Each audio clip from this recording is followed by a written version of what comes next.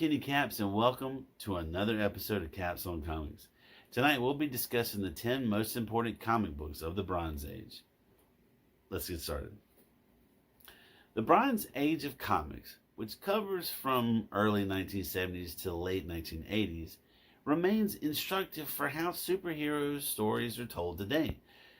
While comics from the Golden Age or the Silver Age are known for introducing icons, the Bronze Age was more focused on the evolution of these characters. It was the Bronze Age when superheroes, now read and made by older fans, began featuring more mature stories. Out of this era came a brand new breed of superheroes. So, here is the list of the 10 most important Bronze Age superheroes. Number 10. The Man Called Nova number 1. Debuting in September 1976 in his own series, Nova, or Richard Rider, is a member of the intergalactic police force Nova Corps. When the last surviving member of the planet Xandar's elite Nova Corps, Raman Day, is dying, he selects New York City high school student Richard Rider to replace him. Rider is given the uniform and powers of a Nova Centurion, but little instruction on how to use them. Now, if that sounds familiar, that's pretty much Silver Age Green Lantern's origin story. Just swap out the names and you have a whole new superhero. Number 9. Miss Marvel number 1. Although Carol Danvers debuted in the Silver Age in March 1968, she became Miss Marvel in January 1977. This comic book is significant because Marvel was really making a statement when in 1977 they decided to name her Mrs. during the height of the women's rights movement.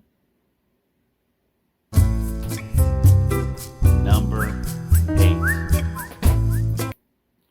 Marvel Spotlight number 32.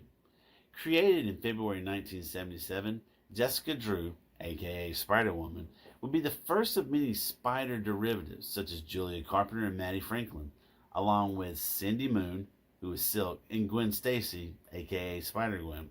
And that's just the women. There are also 2 Spider-Girls, Mayday Parker and Anya Corazon. Not too bad for a character created simply as a placeholder for a name. Number 7. DC Comics presents number 26. Created in October 1980 and cameoing in a special insert buried deep in this issue, Cyborg was originally a member of the new Teen Titans and was bumped up to a founding member of the Justice League when the New 52 series was launched in 2011. He's one of my favorite characters, and I love this book. Number 6. Mr. Miracle number 1. One of the greatest tragedies of comics, Kirby never completed his magnum opus. Jack Kirby had conceived the Fourth World while still at Marvel. His idea being that Thor and his supporting cast would die in Ragnarok, paving the way for the new gods to replace the Asgardians. Marvel didn't want to kill off Thor, so the project was abandoned. When Kirby left Marvel and went to DC, he launched 3 series about the struggle between New Genesis and Apocalypse, New Gods, Mr. Miracle, and the Forever People. Because of lagging sales, Kirby's thing was canceled. Number 5. Amazing Spider-Man 129. The first appearance of the Punisher is the epitome of the anti-heroes that would develop in the 1980s. His success paved the way for anti-heroes Venom, started out as a villain but is now a good guy, Morbius, and Deadpool. And since his creation, the Punisher has been very successful, appearing in 3 films played by Dolph Lundgren, Thomas Jane, and Ray Stevenson, and Netflix's Punisher series played by John Barenthal. Number 4. John Size X-Men number 1. Of Kirby and Lee's Silver Age creations, the X-Men had the roughest start. The team dynamic never fully gelled, and the series never reached its fullest potential. So it was canceled in 1970. 5 years later, Lynn White and Dave Cochran revived the team by introducing a new cast. Alongside old team leaders like Professor X and Cyclops, this issue introduced Wolverine, Storm, Colossus, and Nightcrawler to the team. All have become some of Marvel's most iconic mutants. It's funny to think that as the Bronze Age started, the X-Men were ready to be canceled, but by the end of it, it was the best-selling Marvel comic. Crazy. Number 3. Marvel Spotlight number 5. The first appearance of Ghost Rider. The character has had multiple versions, a massive surge in popularity, 2 feature films, and a very well-received rendition on network television. Originally intended to be a one-off villain in the Daredevil series, the idea of a superhero with a flaming skull named Ghost Rider quickly became an iconic character. Number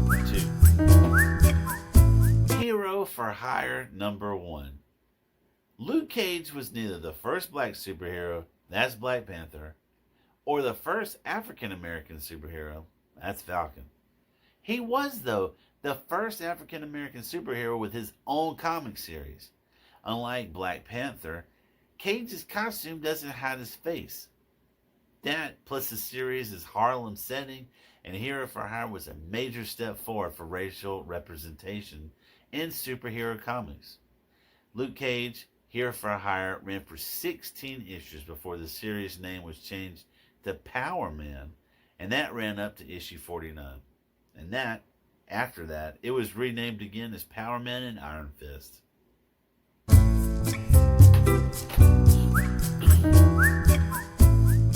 Number 1.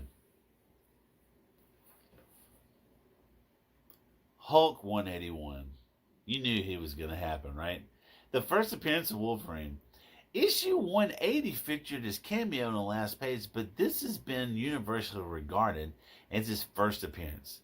The real issue in getting this comic in great shape is that it was published during a period that Marvel Comics included value stamps that readers were encouraged to cut out and put in a special book.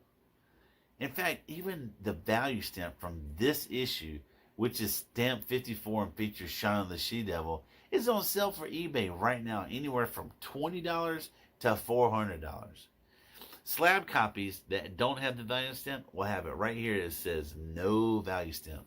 And sometimes these are not blue labels. So, that's the show. Thanks for watching. Be sure to leave a comment below, give me a like, and subscribe, and I will check you in the next video. Thanks.